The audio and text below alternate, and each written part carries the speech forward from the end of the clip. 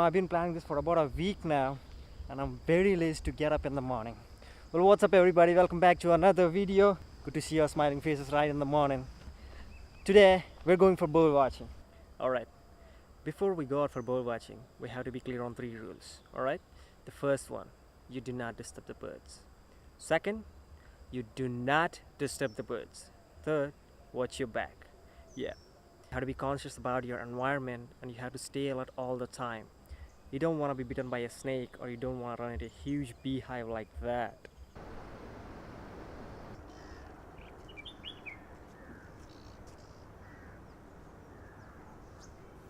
Let us start with this little purple sunbird.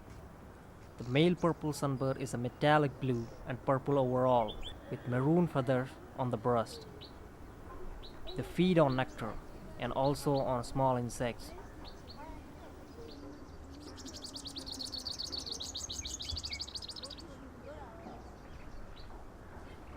While the purple rump sunbird has a green metallic crown and a shoulder patch, a dark brown body with purple rump. A Nilgiri flower pecker is a tiny bird in the flower pecker family, mostly seen near cultivation and isolated stands of trees. The calls are sharp checks or a rapid series of ticks. The songs are high-pitched thrill. This small dainty green bee-eater is intensely green overall with greenish blue throat. He may sometimes have a rusty crown or a bright blue throat. He flies gracefully as he catches insects and other prey. It's a red-whiskered bulbul. This guy is very quick. We have to be very quiet. A red-whiskered bulbul is a medium-sized songbird, brown above and whitish below, with a tall black crest and a dark spur on the side of the breast, small red patch on ear, and red undertail coverts. While a red-vented bulbul is a dark, sleek, medium-sized bird with a black crest and a white rump, with a red color under the tail, which is often difficult to see. Coming to the rose-ringed parakeet, a vibrantly bright green bird, frequently found in woodland, parks, gardens, can be easily overlooked if quiet, as the bright green plumage blends easily with the foliage. Male bird has a narrow black and rose neck ring. While everyone is busy with their routine in the morning, this white-throated kingfisher is in search of breakfast. This kingfisher is not tied to water and occupies all kinds of habitats including gardens, homesteads, and woodlands. Talking about water, Indian pond herons are common in most aquatic habitats across the Indian subcontinent. Although typically solitary, large number often gather where food is plentiful. Similarly, the grey herons seen as singles are in small groups, quite common and conspicuous in wetland habitats, standing quietly in or at the edge of the water. Purple herons are often more retiring than grey herons and rarely seen in open situations.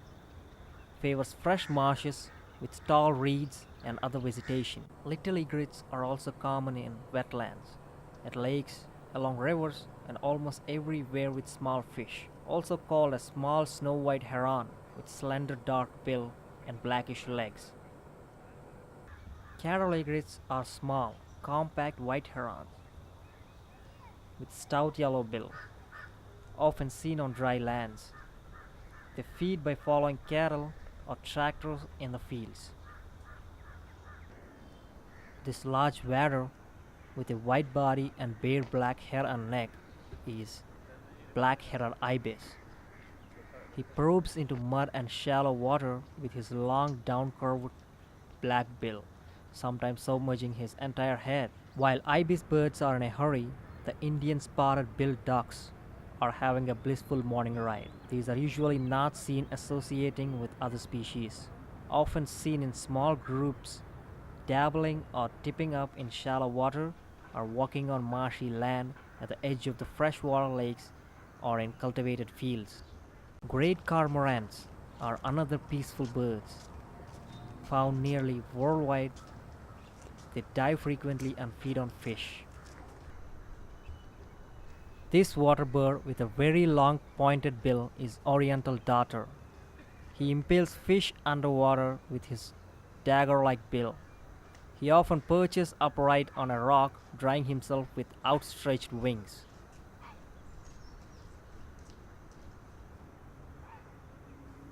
This spotted-billed pelican looks like he is not bothered about the world.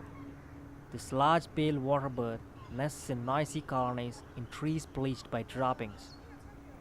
He is happy playing with that twig.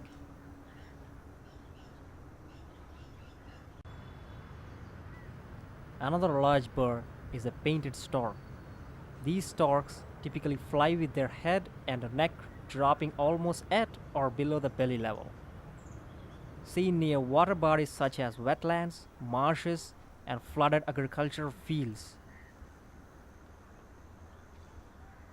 Coming back to the land, this large grayish-brown dove is called a spotted dove. A dove can look like a small raptor in flight, especially during the gliding countership flights. Talking about the raptors, black kite is a medium-sized, rather non-descriptive raptor, commonly found in urban areas, rubbish dumps, aquatic habitats, grasslands, but usually avoids heavily forested areas.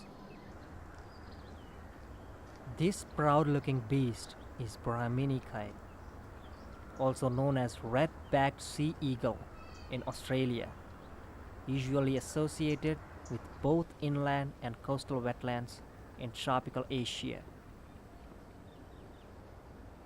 That was an amazing... Guys, check this out. That's a black-winged kite.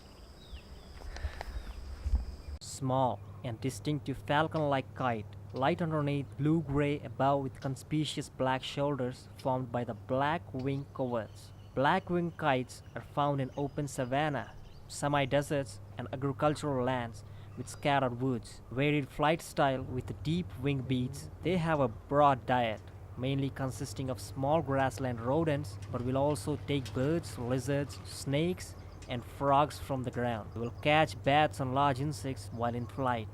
Okay, that's it for today. Hope you guys liked it, and please hit the like button if you liked the video, and do not forget to subscribe, and see you in the next video.